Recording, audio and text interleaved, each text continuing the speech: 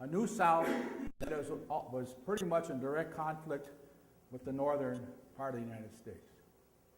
So the arguments, tariff. Well, my wife just told me there's a book called 1861. Have you read that? Anybody read that? No? Okay. Well, they used this. One of the arguments they used to leave the Union was their tariffs were too high. Well, in 1858, they lowered all their tariffs in the South. So that argument doesn't hold anymore.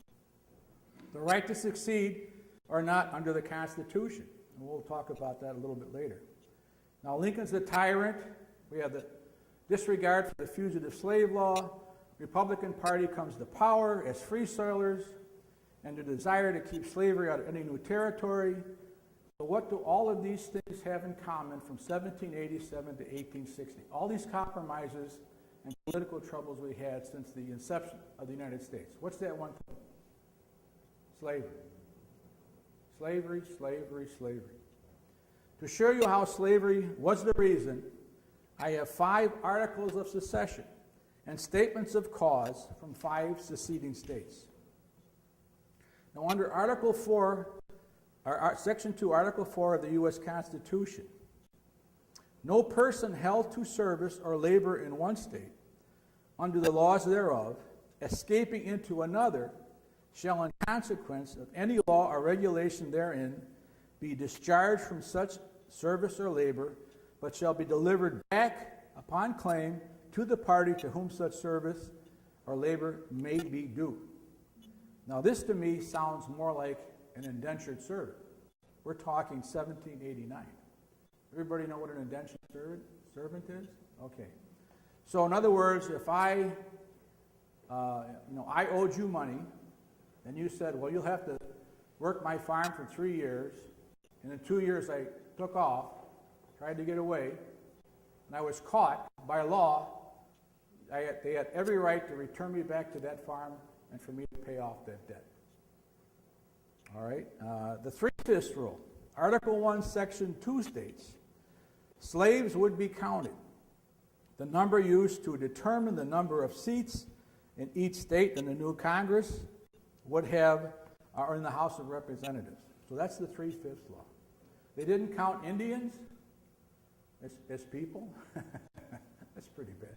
But they did, these 3/5, they call them 3/5 individuals. Well, that's an inference to slaves.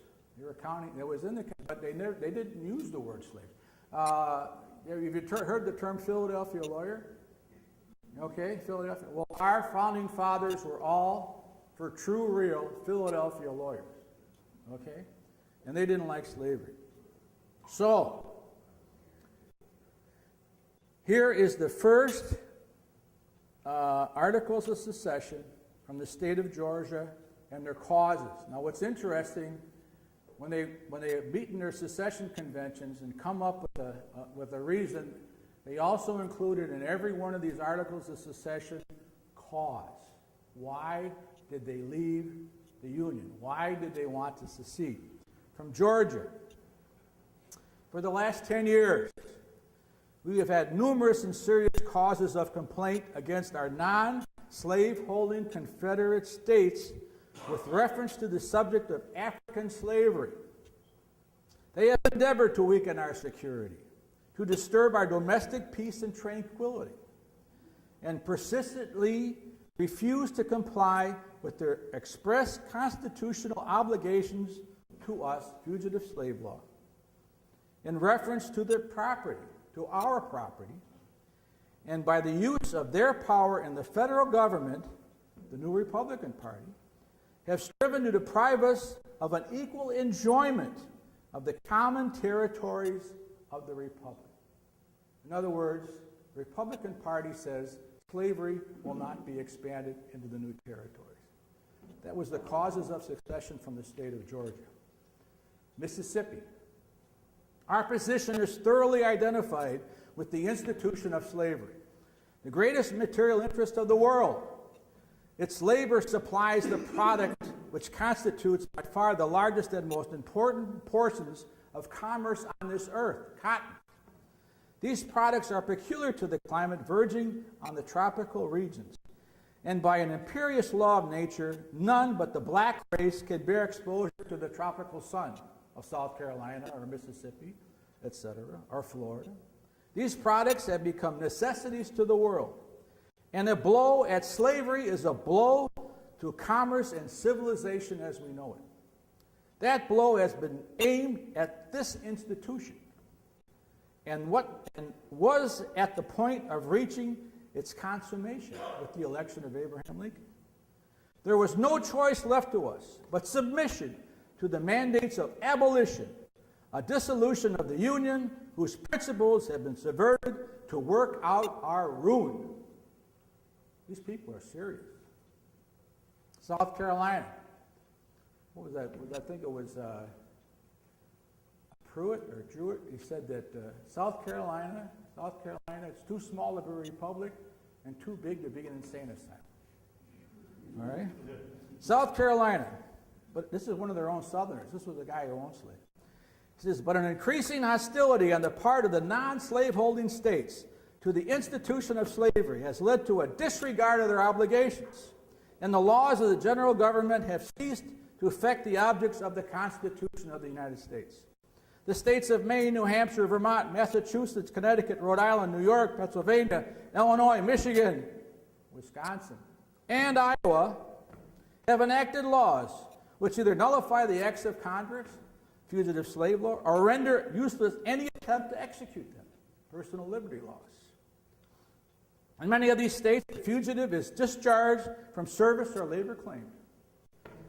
And in none of these states has the state government complied with the stipulation made in the Constitution to return bonded servants.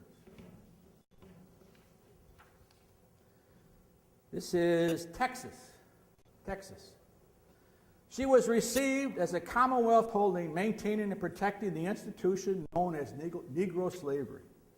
The servitude of the African to the white race within her limits, a relation that has existed from the first settlement of the wilderness in the United States by the white race, and which her people intended should exist in all future time, forever and ever.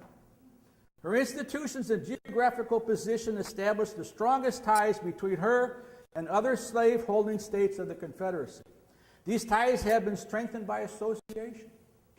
But what has been the course of the government of the United States and the people and authorities of the non-slave-holding states since our connection with them? The controlling majority, Republicans, of the federal government under various pretenses and disguises has so administered the same to exclude the citizens of the southern states, unless under odious and unconstitutional restrictions from all the immense territory owned in common by all the states of to the Pacific West, for the avowed purpose of acquiring sufficient power in the common government to use it as a means of destroying the institutions of Texas and her sister slaveholding states. Slavery. And here's my favorite, Florida. Florida was one of the places that if you were down there in 1860 and you proclaimed you were a Union man, you would be shot. You'd be shot dead on the street. Florida. A president, Mr. Lincoln, has recently been elected, an obscure and illiterate man without experience in public affairs or any general reputation, mainly, if not exclusively, on account of a settled and often proclaimed hostility to our institutions and a fixed purpose to abolish them, which is not true.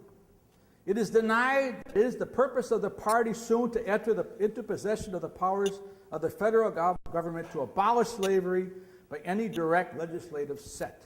This has never been charged by anyone, but it has been announced by all the leading men and presses of the party that the ultimate accomplishment of this result is its settled purpose and great central principle, that no more slave states shall be admitted into the Confederacy, and that the slaves from their rapid increase, the highest evidence of the humanity of their owners, will become valueless.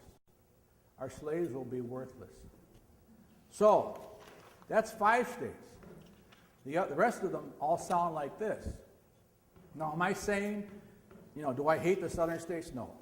No, I mean, and the Southern War was the most tragic event in American history in terms of lives lost and treasure, the American Civil War of 1861-1865.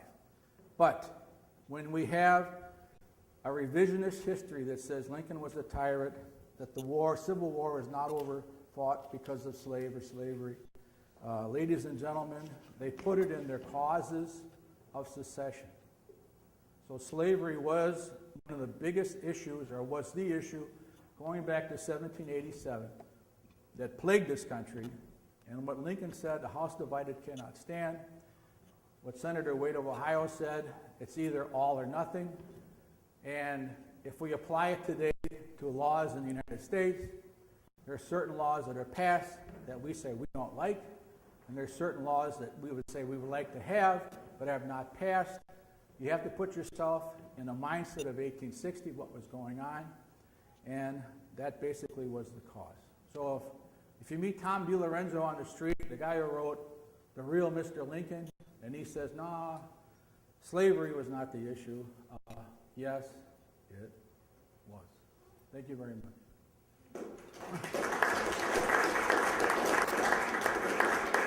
Yes. Oh. First of all, I know that the 1850s were movements to make Cuba slaves. Yes. Yes. The guys being the way I thought the revolutionary Mr. Walker. But anyhow, he got hunted down with Honduras and executed. But when you say, I see that line thing about slavery, but you say that was not the only reason the Civil War started, it was the main reason, and the disguise of the states' rights. I just wanted the South was all for states' rights, but when the northern states decided to do their own laws, they were for states' rights. And it was like, if Wisconsin doesn't want to capture our slaves, they should follow the federal government. In other words, do what we say and not what we do. Right. But the other thing I say is, if you remember the Civil War, the vast majority of Southerners were not slave owners. Slave owners are basically hard-scrabble farmers, moonshiners, whatever they do. And they're basically what we call white trash these days. And the fact that you got those guys to fight to support the rich slave owners, basically is how I see it. There was propaganda, it was pouring a lot of hate and a lot of anger. And the women were the worst ones on that. Yeah, nothing angry with the Southern woman. I'm very but anyhow, so I'm saying they couldn't have fought the war unless they would have had a really good propaganda thing out there to get all these poor white guys to fight the war. If they couldn't have done it, the war would have never happened. So to me, slavery was not the line thing, but the manipulation of the common man was to get them to fight this war. Yeah, well, then, We're still doing that, poor men are fighting rich men's wars. We've been doing that all history. well, it's pretty much always been that way. And there are a lot of rich men that joined the Army and fought with the Confederacy and with the North all the time. But what I was trying to convey to you, okay, like I said, our founding fathers, Washington, Jefferson, Madison, and Franklin, believed slavery was an anomaly. Here you have a brand new country, a new republic, life, liberty, and the pursuit of happiness. Under a Christian belief, all men are created equal. And here you have the black soul of slavery existing in the United States. So even Washington owned slaves, Jefferson owned slaves, but both of them, well, of course, after they died. It wasn't like when they were alive. I mean, after they were hoping in the future at some point it would just die. And then you have 1793, you mentioned the cotton gin, 1830 to 1850. People are becoming millionaires in the South. I mean, the plantation, you go to those old plantation houses down south, some of them had 5,000 slaves. And they had the 3/5 law, so they controlled Congress, for 30 years. Okay? And then every time a new slave would come in, or a new state would come in, or a new something, everything was compromised. Missouri Compromise, Kansas, Nebraska, Lecompton Compromise, the Fugitive Slave Law was a compromise. Everything was compromised. But the agitation was building. I mean, and finally it came to a point with Fort Sumter. Fort Sumter is a whole other subject. You should, if you really get into Fort Sumter and what was happening there, your mind would explode. I mean, look, the stuff that was going on behind the scenes. You know, Lincoln did say, he says, I will not fire the first shot. I will not fire the first shot. And who fired the first shot? You bet. And that's, now when South Carolina fired the first shot, they said, we won the war, Yankees are leaving, fort's ours, it's over, they're going to leave us alone. What does Abraham Lincoln do? 75,000 volunteers to put down rebellion. Rebellion. Now, if you go back to Philadelphia, if you go back to the Constitution and how they argued about is it proper and legal to secede from the United States, we were at a talk at the Civil War Roundtable in Milwaukee just the other day, and our speaker was from Texas, and he made the comment, he says, you know, Thomas Jefferson said that it's okay for states to secede. And I went, I've never read that, you know. So I went back there and looked it up. And what Thomas Jefferson said, he said basically, if your government, like the Brits, if your government is horrific, if your government denying you rights, if your government is horrible, of course you have a right to rise up and kick that government out and put a new one in. It's incumbent upon you to do so. I mean, it makes common sense. If you got somebody's running your city and he's stealing all your money and burning your houses down, you have to say, well, you got to get rid of this guy, you know.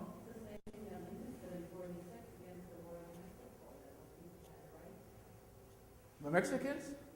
Yeah, well, the Mexican War was very unpopular. So was the War of 1812. Did you know that in 1814, New Hampshire wanted to secede from the Union? Did you know in 1832, South Carolina wanted to secede from the Union? 1850, Massachusetts wanted to secede from the Union? Well, there's moving to Wisconsin right now to secede from the Union. Well, okay, but I mean, you know, so that's, how do you, well, yeah, you know, but, you know, they were alive then, we're alive now. And we talk about it now. We say, like, wow, you know, we should leave that. We should leave that. Let the federal government, or in, let's say, like Illinois. Illinois says, let Chicago be their own state, and the rest of the state will be ours. You know, that's well, this was the same conversation they were having in 1860. You mentioned the number of millionaires increasing in the South, which is slavery into the Yes.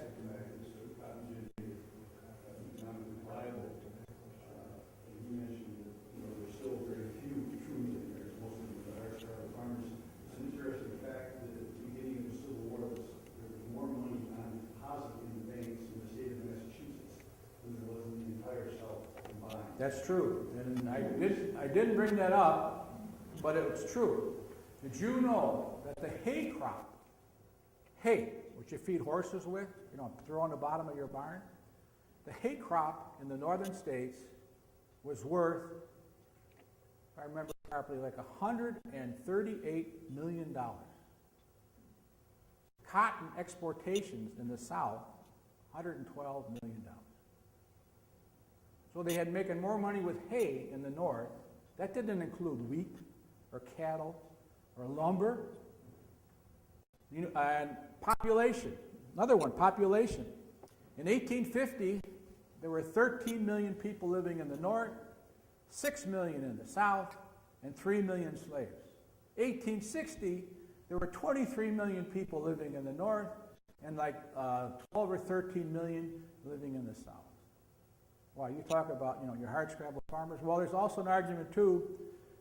The reason the Republicans and men like Frank Blair did not want slavery to go into the new territories of the new states, they believed that slavery would make it impossible for a hardscrabble farmer from Illinois or Wisconsin to find work in these new territories if there were slaves. The slaves would work cheaper than the white guy in these new territories. I think that's the key point, is you can't separate slavery from economics. Yes, you can't, well, especially from the southern point of view. Okay, when I said there were more, I've got the statistics, I just, you know, but I mean, there were more from 1858 to 1860. I mean, you know, after the Civil War, it took until 1956 to to equal the same GDP of the South in 1860. So wouldn't, I mean, like, okay, so if you were a Southerner, you know, all this going back, yeah, you know, we always argue the point, you know, we always say, like you do, they went to fight for mom and apple pie. Their state was being invaded by Yankees, by aggressors, and we didn't know what they were going to do. They're going to burn our cities. They're going to take our cattle. They're going to, you know, everything. So, I mean, if I was Johnny Appleseed living in Tennessee, I'd go, well, give me a gun. I'm going, you know. But you don't think it ever entered in their mind later on in the war that they were fighting for slavery? That never entered their head? You know, maybe not initially, but as the war went on. Well, you actually had a shift in the market. The average Union soldier, he was fighting to free the slaves. Right, he was fighting to save the Union. Right. As time and a half went on. Time and a half went on. So, that, you know, you saw the movie Lincoln, and they're probably trying to get the Emancipation Proclamation passed.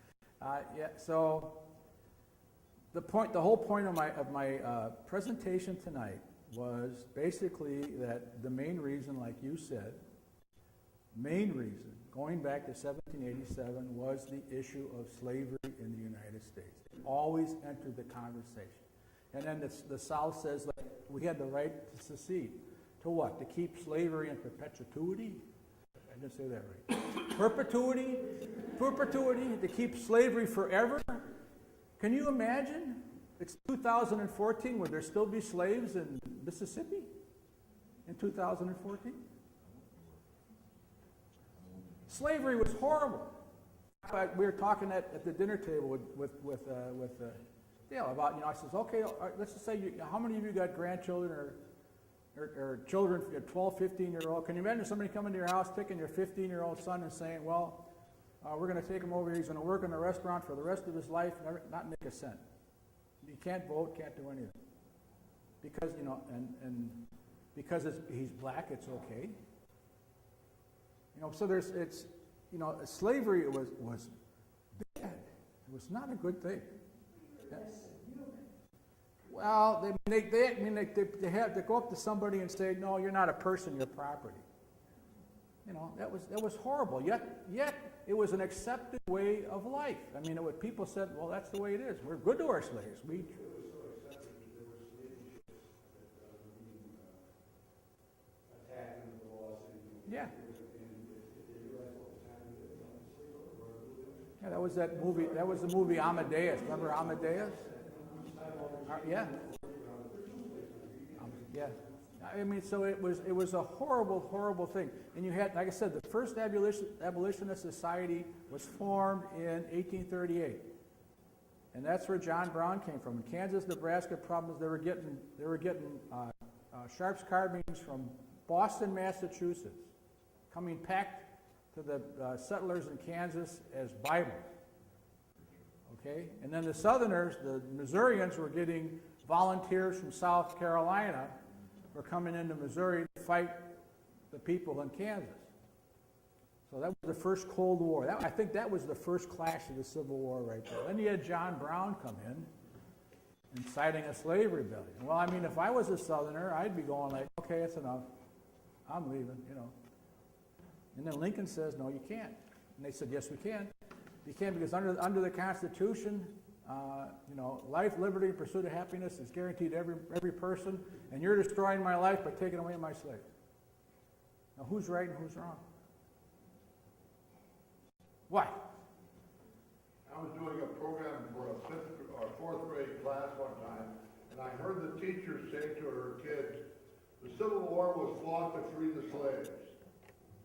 This is what teachers are coming out of universities or colleges with no concept of all of the economic side. Is there any hope that we can get college professors to present what you did in this program? Well, unfortunately, they're not as smart as us. Okay, I have relatives who are teachers.